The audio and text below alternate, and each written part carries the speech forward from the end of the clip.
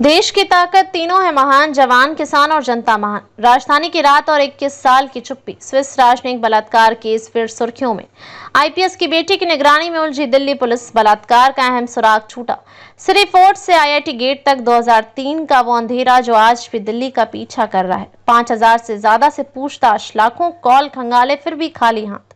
Swiss diplomat case में न्याय अब भी अधूरा। Swiss diplomat gang rape case 21 साल बाद फिर क्यों ऊंची पुरानी दर्दनाक रात की परतें। अक्टूबर 2003 से अप्रैल 2025 की एक ठंडी रात। दिल्ली के सिरी फोर्ट ऑडिटोरियम से एक 28 वर्षीय महिला जो स्विस दूतावास में कार्यरत थी, बाहर निकलकर अपनी टोयोटा कोएल्स कार की ओर बढ़ रही थी।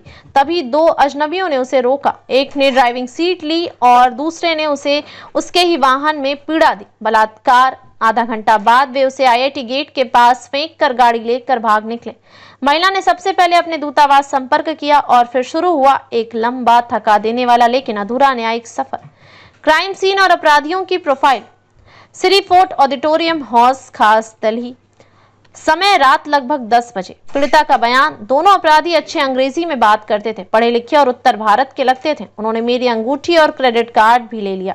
मुख्य आरोपी ने कहा वह एचआईवी पॉजिटिव है। जांच में झोंक दिए गए थे तमाम संसाधन। 5000 प्लस लोगों से पूछताछ, जेलों तक जाकर संदिग्धों से पूछताछ, लाखों कॉल, डेटा का विश्लेषण, 150 प्लस थानों में स्केच भेजे गए, पड़ोसी राज्यों तक। दिल्ली के अस्पतालों में एचआईवी पॉजिटिव मरीजों की जानकारी निकाली गई।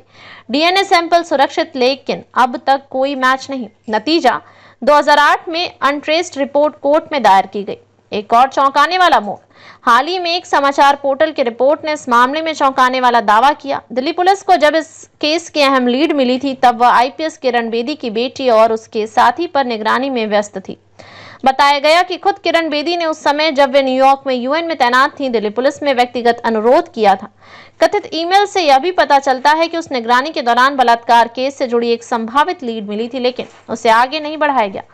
कूटनीतिक आघात और अंतर्राष्ट्रीय दबाव। स्विस सरकार ने भारत की सुरक्षा पर सवाल उठाए। अंतर्राष्ट्रीय फिल्म फेस्टिवल के कई प्रतिनिधियों ने काली पट्टी पहनकर विरोध किया। दिल्ली के उपराज्यपाल और पुलिस आयुक्त को खुद जांच में उतरना पड़ा।